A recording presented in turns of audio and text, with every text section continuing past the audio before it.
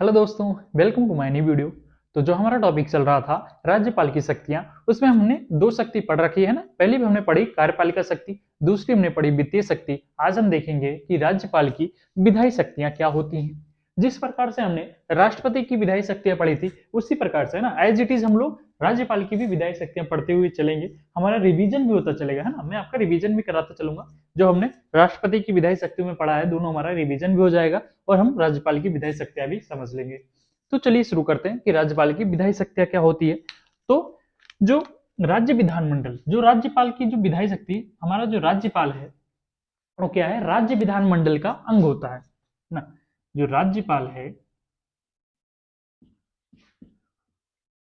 राज्य विधानमंडल का अंग होता है। ठीक है, राज्यपाल क्या होता है, राज्य विधानमंडल का अंग होता है। आपको पेपर में इस प्रकार से नहीं लिखना है, आपको पूरा लिखना है ना, राज्य विधानमंडल पूरा लिखना है, जिससे नंबर पूरा मिले, नहीं तो नंबर कट जाएंगे। तो आपको पूरा लिखना है। मैं समय बचाने के लिए सिर्फ राज्य विधानमंडल ऐसे शॉर्ट में लिख दे रहा हूं, ठीक है। तो राज्यपाल क्या है, राज्य विधानमंडल का अंग होता है। जिस प्रकार से राष्ट्रपति क्या था, संसद का अंग था, है ना। हमने पढ़ रखा है कि राष्ट्रपति संसद का अंग होता है, उसी प्रकार से राज्यपाल राज्य विधानमंडल का अंग होता है। ठीक है, ये समझ लिए। अब दूसरा पॉइंट चलिए देखते हैं और क्या होता है कि विधान परिषद, है ना, जो हमारा राज्यपाल है वो विधान परिषद में, विधान परिषद अभी समझाते हैं विधान परिषद क्या है। विधान परिषद में 1/6 मेंबर, है ना, सदस्य मनोनीत कर सकता है। जिस प्रकार से राष्ट्रपति, है ना, राज्यसभा में 12 सदस्यों को मनोनीत कर सकता है ना, हमने पढ़ रखा है। तो अब बात आती है कि विधान परिषद क्या है। तो राज्य के लिए, है ना, राज्य विधानमंडल में एक होता है विधानसभा, विधानसभा। जिस प्रकार से संसद में क्या हमने देखा था, केंद्र में क्या देखा था, लोकसभा होती है ना, लोकसभा होती है। उसी प्रकार से राज्य में क्या होता है, विधानसभा होती है। और क्या होता है लोकसभा में, एक होता है राज्यसभा होती है ना, हमने देखा है राज्यसभा होती है और लोकसभा दो होती है। उसी प्रकार से राज्य में क्या होता है, विधान परिषद होता है। ठीक है, विधान परिषद। तो आप समझेंगे कि विधान परिषद क्या है। जिस प्रकार से केंद्र में राज्यसभा होती है, संसद के दो सदन राज्यसभा और लोकसभा होते हैं, उसी प्रकार से राज्य में क्या होता है, एक विधानसभा होती है और एक विधान परिषद होता है। तो ये समझ गए हम लोग कि विधान परिषद क्या है। तो राज्यपाल क्या कर सकता है, विधान परिषद में 1/6 सदस्यों को मनोनीत कर सकता है। और कैसे सदस्यों को मनोनीत कर सकता है ना। जब राज्यसभा में राष्ट्रपति मनोनीत करता है तो कुछ देखता है ना, उसके अंदर हमने समझा था कि वो कला साहित्य विज्ञान, है ना, और समाज सेवा में परिपूर्ण होता है। उसी को राष्ट्रपति राज्यसभा में मनोनीत करता था। तो जो विधान परिषद में 1/6 सदस्य को मनोनीत करना है, तो राज्यपाल भी तो चेक करेगा, है ना। राज्यपाल भी तो देखेगा कि जिस व्यक्ति को, जिस सदस्य को ऐड कर रहा है, उसके अंदर क्या गुण है। तो उसके लिए क्या देखता हो, मनोनीत करने से पहले सदस्य के अंदर क्या क्या देखता है। तो देखता है कि विज्ञान क्षेत्र में उसका नॉलेज, विज्ञान, साहित्य, कला, समाज सेवी, है ना। इतनी सारी चीजें तो राष्ट्रपति भी देखता है जब राज्यसभा में 12 सदस्यों को मनोनीत करता है। लेकिन राज्यपाल विधान परिषद में एक चीज और दी गई है ना, और एक चीज इसमें ज्यादा दी गई है, सहकारिता आंदोलन, सहकारिता आंदोलन। जब राष्ट्रपति क्या कर रहा था, राज्यसभा में जब सदस्य मनोनीत कर रहा था 12 सदस्यों को, तो सिर्फ विज्ञान के क्षेत्र में देखता था, साहित्य के क्षेत्र में, कला के क्षेत्र में, समाज सेवी क्षेत्र में कि वो परिपूर्ण होता था। वैसे 12 सदस्यों को राज्यसभा में मनोनीत कर देता था। लेकिन जब राज्यपाल की विधायी शक्ति में हम देख रहे हैं, जब विधान परिषद में ऐड करना है 1/6 सदस्यों को, तो क्या देख रहा है कि एक पॉइंट और आ रहा हमारा, सहकारिता आंदोलन। अब बात आती है कि सहकारिता आंदोलन क्या होता है ना। तो ध्यान से समझिएगा, सहकारिता आंदोलन मतलब साथ में मिलकर काम किया जाने वाला। ठीक है, जो काम साथ में मिलकर किया जाता है वही सहकारिता आंदोलन होता है। तो राज्यपाल ये भी चेक करता है कि कौन सा ऐसा सदस्य है, जिस सदस्य को ऐड करना है, कि वो मिलजुल के काम कर सकता है। कोई मिलजुल के, जैसे आंदोलन, जैसे आपने नाम सुना होगा अमूल दूध का, है ना, अमूल दूध का। तो अमूल दूध कैसे कार्य करता है? बहुत सारे लोग मिलजुल के दूध इकट्ठा करते हैं। आपको पता होगा भारत में दूध का जो उत्पादन है पूरे विश्व में नंबर 1 पे है भारत, है ना। दुग्ध उत्पादन में भारत पूरे विश्व में नंबर 1 पे। किस प्रकार से है? इसी सहकारिता आंदोलन की मदद से है कि सब लोग एकजुट होकर कार्य करते हैं, तभी हम पूरे विश्व में दुग्ध उत्पादन में हम लोग नंबर 1 पे है। तो सहकारिता आंदोलन का मतलब मिलजुल के कार्य करना हो गया। तो ये हम समझ गए, ठीक है। ये 1/6 सदस्यों को मनोनीत करता है। और अब हम देखते हैं क्या होता है कि जो राज्यपाल है, जो राज्यपाल है वो राज्य विधानमंडल के सत्र को आहूत करता है। के सत्र को आहूत करना मैंने समझाया था क्या होता है? बुलाना, है ना। राज्य विधानमंडल के सत्र को आहूत करता है। जो राज्यपाल है वो राज्य विधानमंडल के सत्र को आहूत करता है या बुलाता है। जिस प्रकार से राष्ट्रपति है, राष्ट्रपति संसद के दोनों सदनों को आहूत करता है ना, उसी प्रकार से राज्यपाल भी राज्य विधानमंडल के सत्र को आहूत करता है, ठीक है। अब देखते हैं इसके बाद क्या है। ये तक 3 पॉइंट समझ में आ गया कि ये राज्य विधानमंडल का अंग होता है और विधान परिषद में 1/6 सदस्य को मनोनीत करता है, जो कि विज्ञान, साहित्य, कला, समाज सेवी और सहकारिता आंदोलन में जो व्यक्ति शामिल होता है या उससे जुड़ा हुआ होता है उसी व्यक्ति को वो मनोनीत करता है। और हमने तीसरा पॉइंट क्या देखा कि राज्य विधानमंडल जो राज्यपाल होता है वो राज्य विधानमंडल के सत्र को बुलाता है, आहूत करता है, ये हमने समझ लिया। अब क्या देखते हैं हम लोग कि ये विधानसभा, राज्यपाल विधानसभा को भंग कर सकता है। तो राज्यपाल क्या कर सकता है? विधानसभा को भंग कर सकता है, ठीक है। एक तो होता है विधान परिषद होता है राज्य में, और एक क्या होता है? विधानसभा होता है। अभी हमने समझा है जिस प्रकार से विधानसभा मतलब राज्य केंद्र का लोकसभा हो गया और विधान परिषद मतलब राज्यसभा हो गया। तो विधानसभा को वो भंग कर सकता है। कौन भंग कर सकता है? तो राज्यपाल भंग कर सकता है, ठीक है। ये हमने समझ लिया। अब देखते हैं और क्या होगा कि जो राज्यपाल है, जिस प्रकार से हमने देखा था राष्ट्रपति के लिए कि जब संसद की प्रथम बैठक होती थी तब क्या करना पड़ता था? राष्ट्रपति को संबोधन करना पड़ता था, है ना, भाषण देना पड़ता था। उसी प्रकार से राज्य विधानमंडल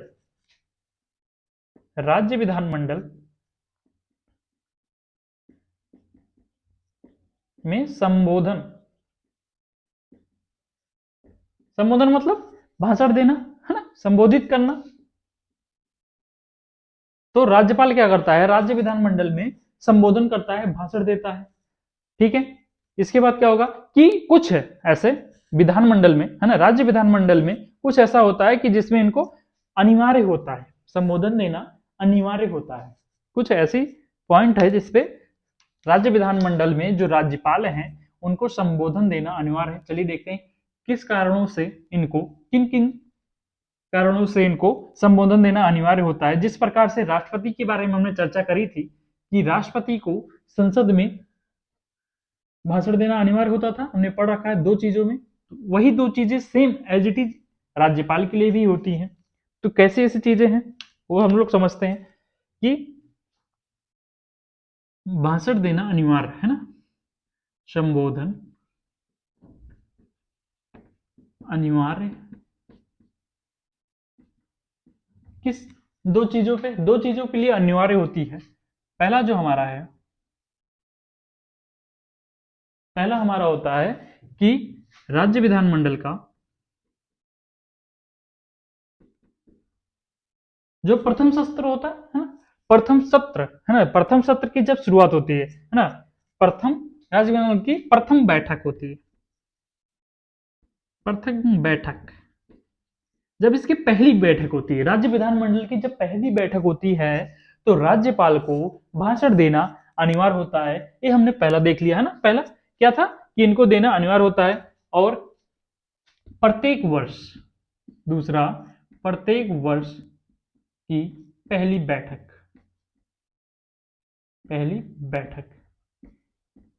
इन 2 चीजों के लिए राज्यपाल को संबोधन देना बहुत जरूरी होता है, अनिवार्य होता है ना।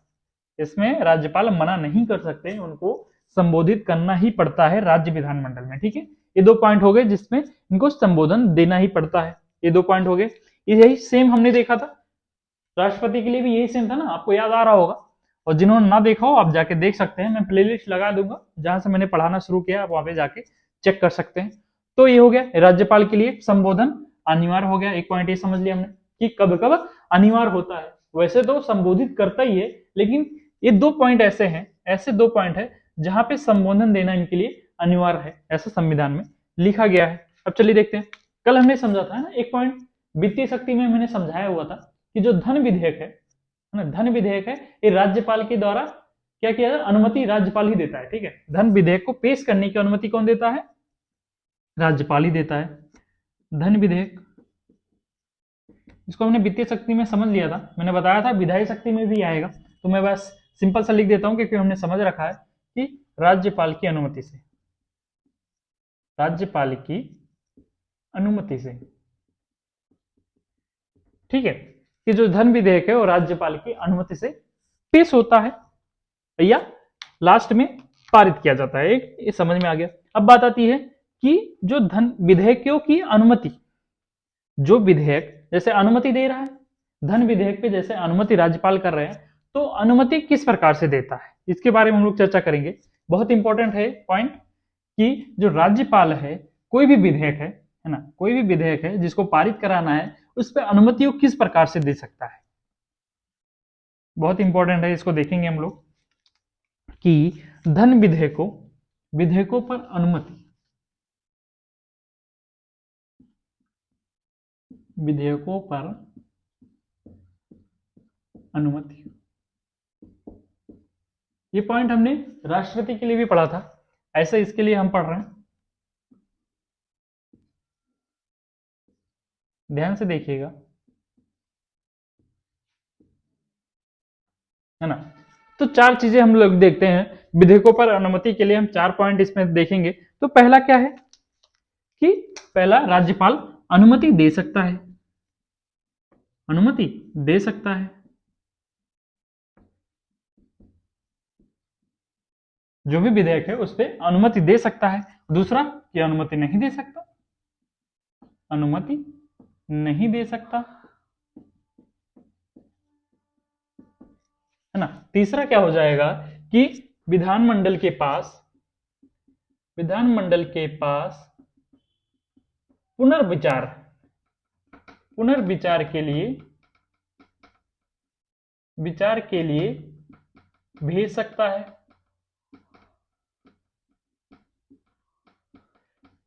ना। यही 3 पॉइंट हमने राष्ट्रपति के लिए पढ़ा था, है ना। राष्ट्रपति के विधेयकों पर अनुमति राष्ट्रपति किस प्रकार से देता है, हमने ये 3 पॉइंट देखा था। अब जब अनुमति दे देगा, है ना, जब अनुमति दे देगा तो क्या हो जाएगा, कानून बन जाएगा ना। विधेयक अगर पारित हो गया तो कानून बन जाएगा, कानून बन जाएगा। और यहां क्या होगा, कानून नहीं बनेगा, कानून नहीं बनेगा। ठीक है, लेकिन यहां क्या होता है कि जब राज्यपाल राज्य विधानमंडल के पास पुनर्विचार के लिए जब उस विधेयक को वापस भेज देता है, अगर जब राज्य विधानमंडल पुनः उसके पास भेजता है ना, पुनः अगर उसके पास भेजता है पुनर्विचार के बाद, पुनर्विचार के पास, पुनर्विचार करके अगर भेजता है के बाद, है ना, पुनर्विचार के बाद जब वापस किसके पास आता है, राज्यपाल के पास आता है, तो अनुमति अवश्य देगा, अनुमति अवश्य देगा। ठीक है, एक बार तो वापस कर सकता है ना, विधानमंडल के पास, राज्य विधानमंडल के पास एक बार पुनर्विचार के लिए तो भेज सकता है, लेकिन अगर फिर से राज्य विधानमंडल ने फिर से पुनर्विचार के बाद वापस राज्यपाल के पास भेजता है, तो राज्यपाल इस बार उसे मना नहीं कर सकता या रोक नहीं सकता या दोबारा पुनर्विचार के लिए नहीं भेज सकता, उसे मानना ही होगा, है, वो अनुमति देगा ही, अनुमति अवश्य देगा। यही हमने 3 पॉइंट देखे थे राष्ट्रपति के लिए भी, है ना। पहला ही देखा था अनुमति दे सकता है, दूसरा नहीं दे सकता, तीसरा पुनर्विचार के बाद अनुमति देगा। अब एक पॉइंट इसमें अलग है, राज्यपाल के लिए एक शक्ति है जो राष्ट्रपति जी को नहीं मिली थी। वो कौन सी शक्ति है कि राष्ट्रपति के लिए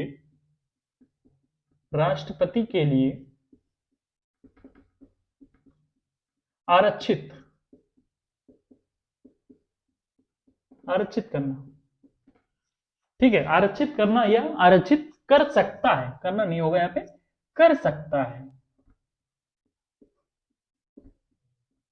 ऐसी सुविधा राष्ट्रपति के लिए नहीं मिली है ना, राष्ट्रपति की हमने विधायी शक्ति पढ़ी थी, ये पॉइंट नहीं था हमारा कि राष्ट्रपति के लिए आरक्षित, लेकिन राज्यपाल क्या कर सकता है, राष्ट्रपति के लिए आरक्षित कर सकता है। अगर उसे लगता है विधेयक नहीं पारित करना है या मुझे इसमें नहीं समझ में आ रहा है या उसको कुछ नहीं समझ में आ रहा है, तो उसे रिजर्व कर सकता है, किसके लिए, कि राष्ट्रपति के लिए, कि अब इस पे राष्ट्रपति जो अपने निर्णय देंगे या जो भी सुझाव देंगे उस हिसाब से कार्य होगा, तो राष्ट्रपति के लिए आरक्षित कर सकता है। ये हमारा चौथा पॉइंट हो गया है ना। पहला, दूसरा और तीसरा तो हमने पढ़ रखा है, ये चौथा नया पॉइंट है। चलिए चौथा हम लोग समझते हैं कि राष्ट्रपति के लिए आरक्षित किस प्रकार से होता है और कौन कौन से विधेयक है ना, कौन कौन से विधेयक हैं जो राष्ट्रपति के लिए आरक्षित किया जाता है। तो वेरी इंपॉर्टेंट, इसको आप ध्यान रखिएगा कि पीडी में क्वेश्चन घुमा के यहीं से पूछेगा, है ना, यहीं से पूछेगा। राष्ट्रपति की विधायी शक्ति और राज्यपाल की विधायी शक्ति से बहुत सारे क्वेश्चन पूछे जाते हैं कि हम कंफ्यूज हो जाते हैं, है ना। जैसे हमको एक नया पॉइंट मिल गया तो हमें ये पॉइंट ध्यान में रखना है। बाकी तीन तो सेम दिख रहे हैं ना, बाकी सेम दिख रहे हैं तीनों, यही हमने उसमें पढ़ रखा है, यही हमने यहाँ भी पढ़ा। ध्यान हमको इस पे रखना है कि राष्ट्रपति के लिए आरक्षित करता है तो कौन से ऐसे विधेयक होते हैं जो राज्यपाल राष्ट्रपति के लिए आरक्षित रखता है, यही हमको समझना है। चलिए देखते हैं इसको। तो तीन अनुमति तो पहले हमने समझ रखे हैं पहले से, है ना, अनुमति देगा, अनुमति नहीं देगा या पुनर्विचार के लिए वापस भेज देगा, ये हमने समझ रखा है। हमको क्या समझना है कि राष्ट्रपति के लिए ऐसा कौन सा विधेयक है जो रिजर्व रखता है ना। तो कौन सा है जिसको रिजर्व रखता है वही देखना है।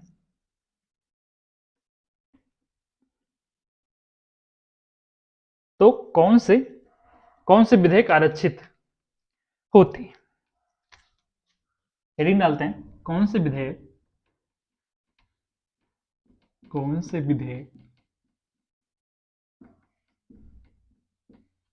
आरक्षित होते हैं।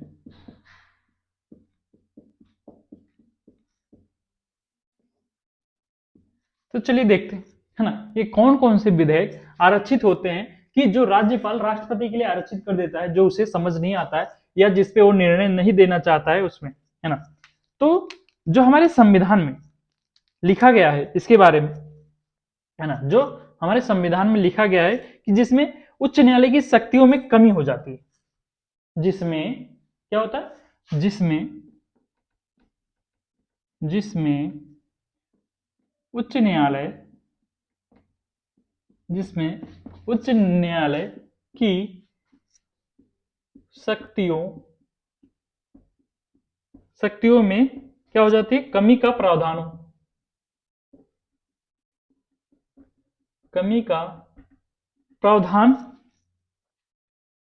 होता है। एक किसमें लिखा है, आर्टिकल 200 में, इसको आप ध्यान रखिएगा, इंपॉर्टेंट आर्टिकल है, आर्टिकल 200। ठीक है, अभी जो हमने पढ़ा था ना, कि अभी हमने पढ़ा था विधेयकों पर अनुमति, उसके लिए भी आर्टिकल 200 में उसके बारे में चर्चा की गई है, तो आर्टिकल ध्यान रखिएगा, इंपॉर्टेंट है। तो ये जो है संविधान में हमारे पास यही एक पॉइंट लिखा गया है कि कौन से विधेयक आरक्षित होते हैं। तो ऐसे विधेयक जिसमें उच्च न्यायालय की शक्तियों में कमी का प्रावधान होता है, जब लगता है राज्यपाल को, जब लगता है कि इसमें अगर ये जो विधेयक पारित हो रहा है इससे उच्च न्यायालय की शक्तियों में कमी आएगी, तो क्या करता है, उसे वो आरक्षित कर देता है, उसे रिजर्व कर लेता है, उस पर कोई निर्णय नहीं देता है, वो राष्ट्रपति के लिए उसको रख लेता है। ठीक है, कि रिजर्व कर देता है कि इस पे अब जो निर्णय देंगे वो राष्ट्रपति देंगे और निर्णय नहीं देता है। ठीक है, ये तो हो गया कि संविधान में एक ही के बारे में चर्चा की गई है जो हमने लिख दिया है।